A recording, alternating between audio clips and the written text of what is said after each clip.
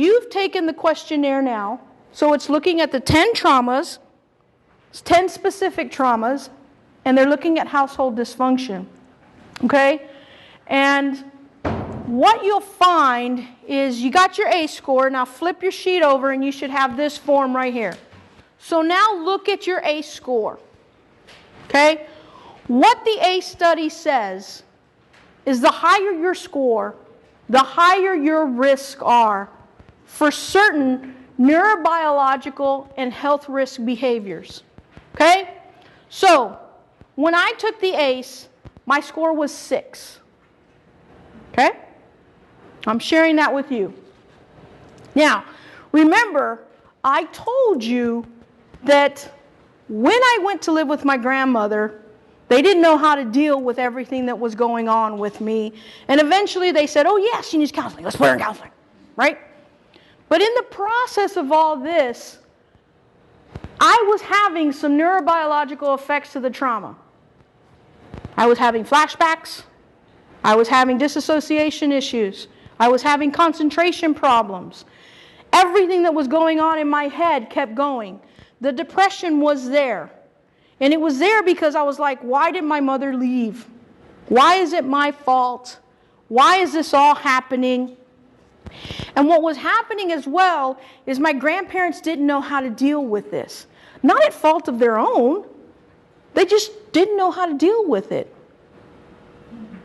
My grandmother, though, knew that there was one thing that would make me real happy, and to this day still makes me real happy, and that's food. I'm fluffy, and she would cook, and oh, she can cook. And she cooked, and she cooked, and she thought that made me happy, and it did.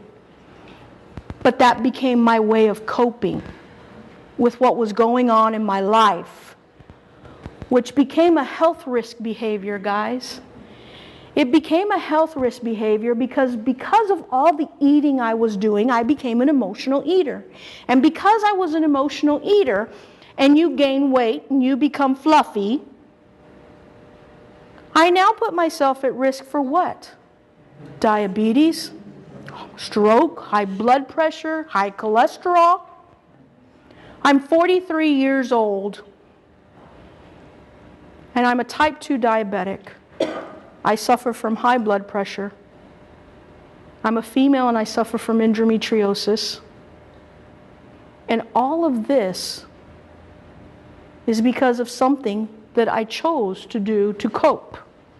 Okay? Others may say, oh, I started smoking. Or, oh, I started drinking. To this day, I refuse. My father's alcohol of choice was a beer. Schlitz malt liquor beer. And to this day, I am 43 and I have never touched a beer. Never. For fear. For fear. Okay?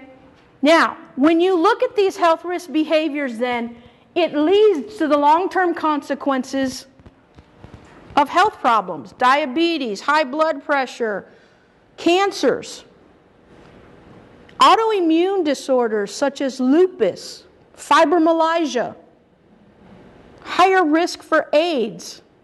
But when you look at diabetes, you look at high blood pressure, you look at heart problems, you look at the autoimmune disorders such as lupus and fibromyalgia, what is the main factor in all those things?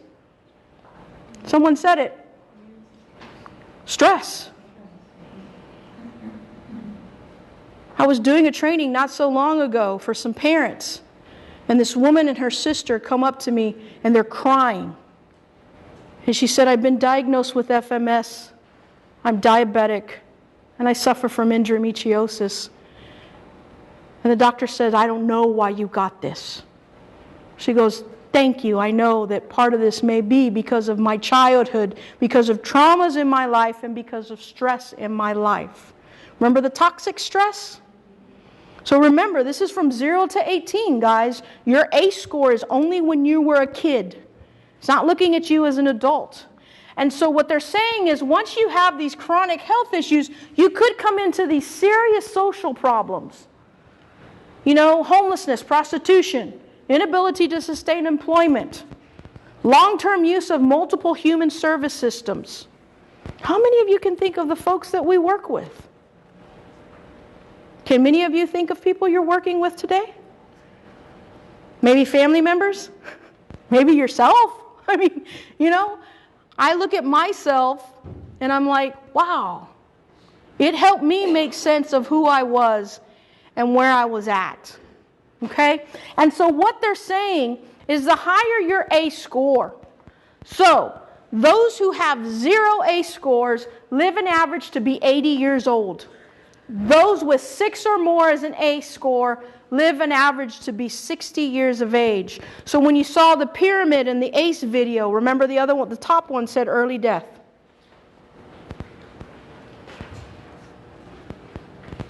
If I look at myself, average expectancy is until 60, unless what? Because there are choices, right? Okay? And so understand that that's what it says. Now, I will tell you this. If you took your ACE score today and you have 0 to 1, and your parents or caregivers, whoever raised you, are still alive, I suggest you pick up the phone today and you give them a call. And you tell them, thank you for giving me a good life. Thank you. My mom did the best she could do. So I'm not blaming my mother. I'm not blaming my father. But I am saying, if you had a 0 to 1, that's good. That really is. And you have a lot of people to thank for that too. And so please do that. All right, so let's talk about resiliency. Because if I look back at my life and I looked at the long-term health consequences and I look at what can happen, you know that bottom part where we were saying, okay, socially you can probably go into problems with inability to sustain a job, inability, you know, to what was another one? Multiple use of multiple human health services. Yeah. I'm going to say I didn't fall in that category. I didn't complete it. And so when I look at it and I say, why didn't I fall in that last category? Because of that. Resiliency. Resiliency plays a huge factor on who we're going to become and how our outcomes in life are. When you turn the next page in your handout that Gladys gave you, you should see a questionnaire that now says family strengths. Am I right? I encourage you right now, I'm going to give you, complete that family strengths questionnaire. Again, you get 1 point for each one. So I'm going to give you a couple more seconds. So look at your family strength score. Now understand that is only one part of resiliency.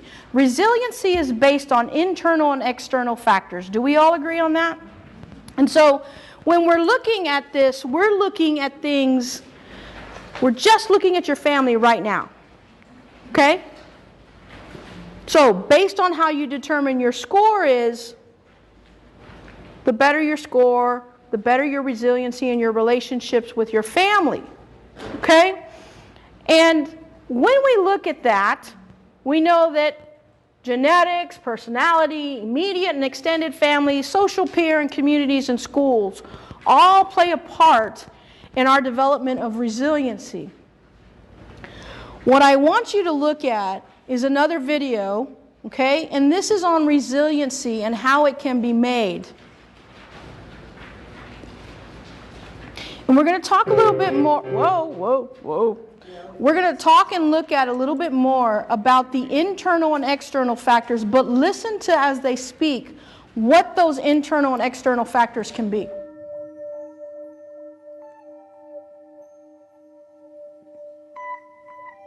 Everything that's important about life as a human being, you learn in context of relationships.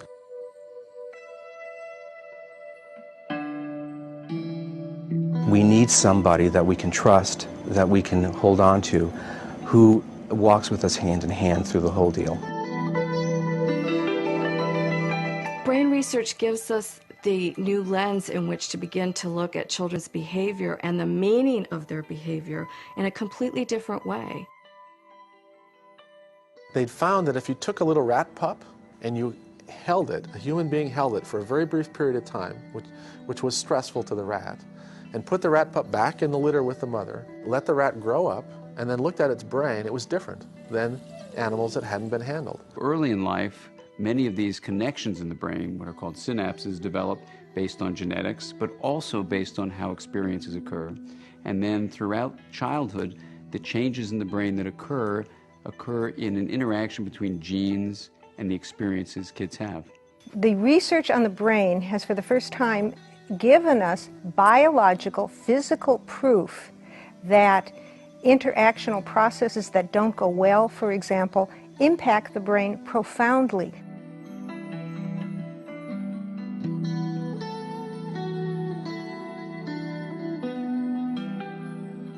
If the brainstem, for whatever reason, has some insult during development, it could be alcohol exposure in utero, it could be cigarette smoking, it could be prenatal exposure to drug, or it could be significant distress in the caregiver. For whatever reason, if the brainstem is poorly organized and overreactive and dysynchronous, the baby's born, and very often they will have what we call a state regulation problem. They are hard to soothe. You can't quiet them down very well. It's hard to engage them, and it makes the caregivers feel overwhelmed. They can't calm the child down very well. The child stays all stirred up, and instead of having this smooth, synchronous interaction, you have kind of this bad fit. When a pregnant mother is under constant stress, she might just be stressed at the office, but her brain and her body and her developing baby's brain don't know the difference between that and that there are predators in the environment.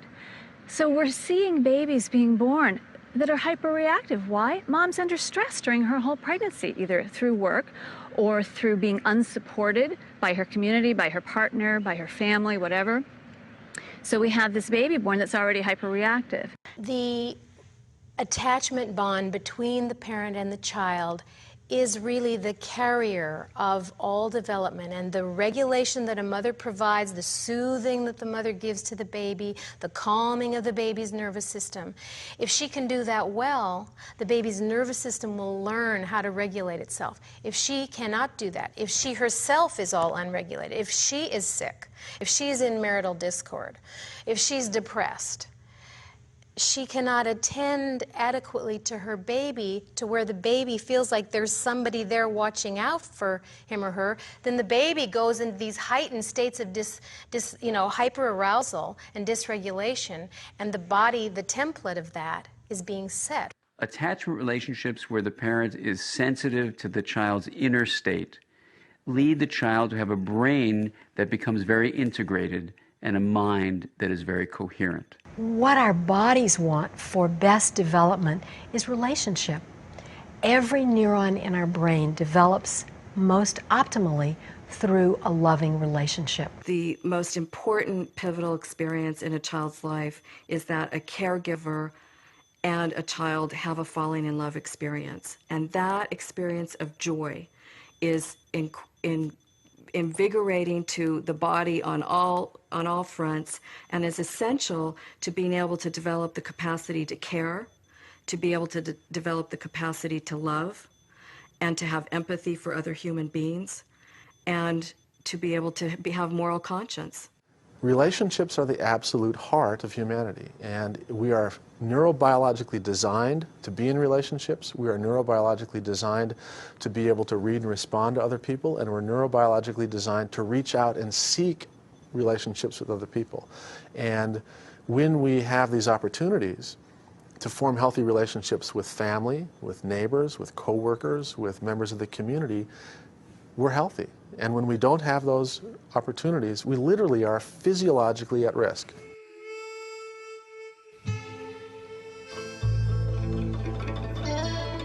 Children, infants are not soothed, repeatedly not soothed by their parents when they're in distress. That impacts one of the chemical systems in the brain, what's called the cortisol system. And cortisol is a natural neurohormone for calming arousal down, calming distress down. And if an infant's not soothed, then they increase their cortisol levels to try to make up for the lack of soothing by the parents, self-soothing. And then because high levels of cortisol are dangerous to brain tissue, it resets the thermostat. And that as a result of that, through the rest of their life until recently, we thought it was permanent, the thermostat is set so that they have less cortisol and less capability of handling distress. So they're more prone to getting upset, more prone to staying upset once they get upset. The middle part ends up, because you're going, okay, she's talking about early childhood and being in the baby's womb, and we're talking about resiliency already, right? And so when they start getting into the middle part, it starts focusing not only on that baby, but on mother, okay? And how mother needs to grow too. And how is mother going to grow through all the adversities that are going on inside her life, okay? So what you would end up finding is that they start talking about these internal and external factors. Internal meaning, what is her attitude and that sense of humor? Does she have some? What is the sense of purpose that they have? The self-efficacy part that falls into play when you think about Maslow's hierarchy of needs. The very top part is self-efficacy. Problem-solving skills, social competence, creativity, and imagination. I will tell you this, when I was younger and going through my counseling sessions, I found that the one way that I coped, and I coped well, and even to this day, if I feel nervous or anxious, my sense of humor is what gets me out of everything. I just naturally make a joke or stop or something, and that's how I end up getting back on track. But what you look at is, how does this build in the people that we work with? Whether you're working with kids, whether you're working with adults, pay attention to what's going on. What are their factors? When we look at these external factors, we understand we're talking about family, schools, and community. What support is there? What support is there to build that resiliency on that external side? Are there some caring and support going on? You looked at your family strength. That was part of your core. Okay? If you had a high number, you know that you had a good support system to go back to just in your family. That wasn't including school, church, okay, sports. Was there any type of encouraging and social bonding? Were there clear, consistent boundaries? Was there any type of life skills? Was there any type of life skills training? And so these are things that we look at when we're looking at both sides. Understand that a child who's been traumatized rarely heals in isolation. Much of their ability to be resilient depends on external factors and or other people.